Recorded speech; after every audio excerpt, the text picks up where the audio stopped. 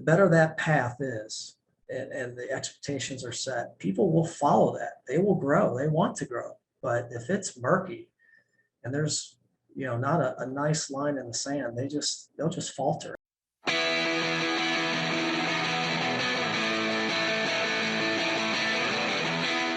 Hello there. This is John Bernatovich, your host of the HR Like a Boss podcast. Thank you for listening. Please like, comment, subscribe, and share with a friend. I've embarked on a journey to get to know amazingly awesome HR and business professionals, and I'm trying to understand what it takes to do HR like a boss. On today's show, I am so delighted to be joined by a friend of mine, Todd Bertsch.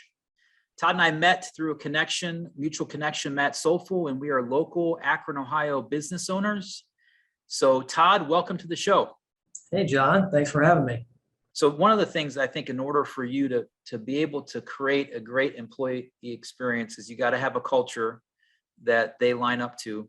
And one of the key components of our culture is what we call greatness through accountability. And I was just curious as to how you within Evolve and in your leadership role as business owner and wearing all those different hats, including HR, to me, the only way that people can grow is that they're willing to be coached and that they're willing to receive feedback. And I'm just curious as to what your suggestion is on how to best receive and give constructive feedback.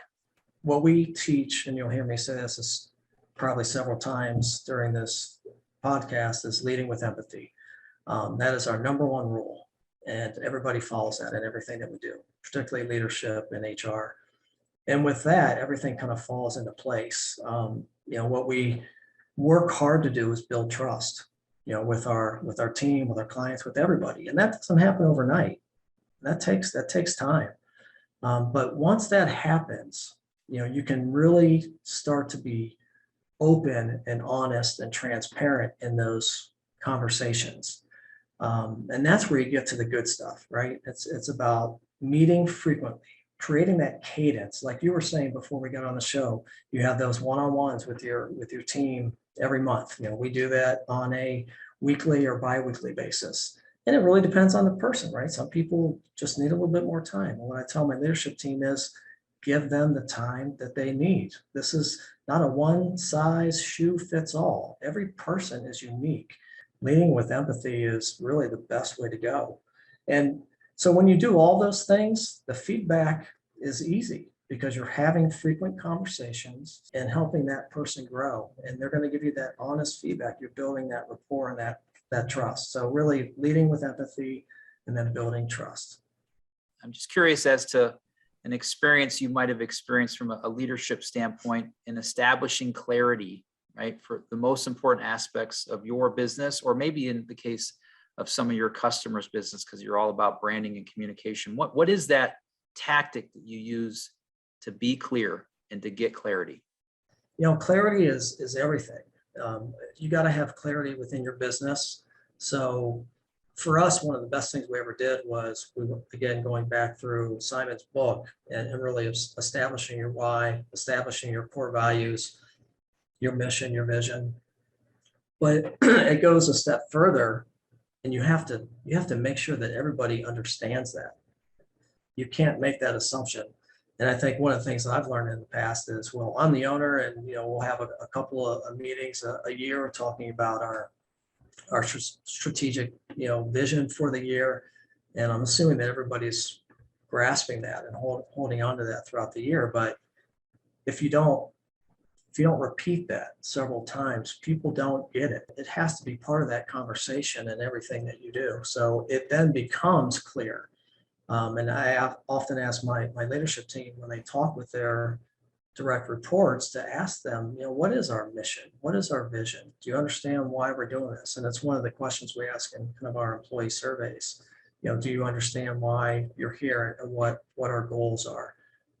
Because if not everybody is on the same plane, right? If we're not rowing in the same direction, then there's going to be conflict and there's going to be issues. Each employee's mission, what is their mission and what is their vision?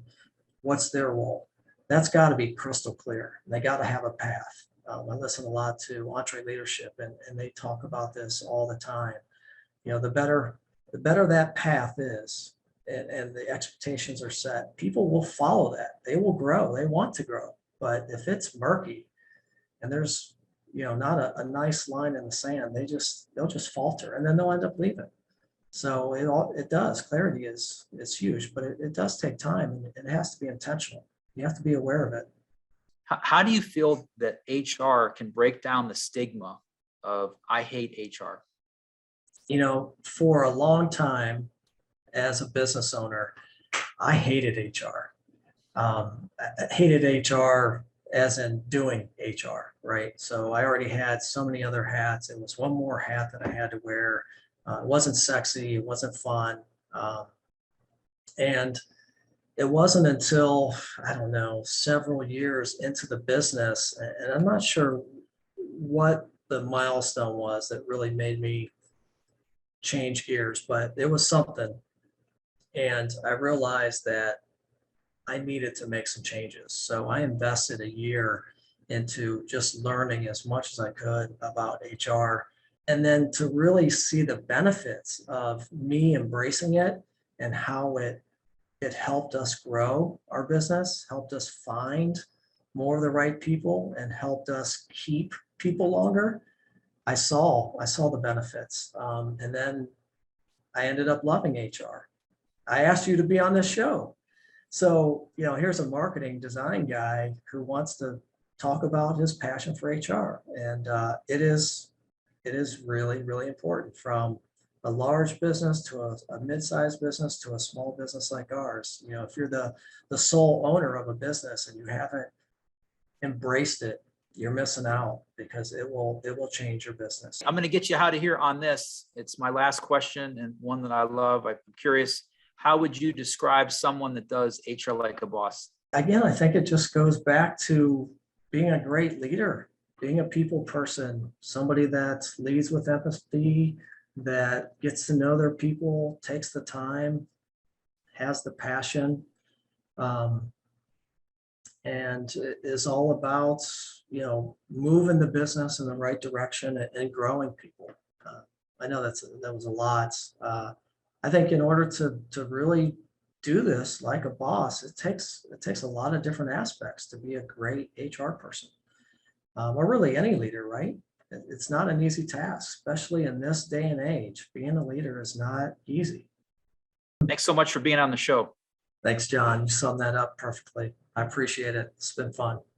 Thank you for checking out the HR Like a Boss podcast. If it resonates with you, please consider leaving a rating and review. And better yet, subscribe and share with a friend. Until next time, let's continue to aspire to do amazingly awesome HR.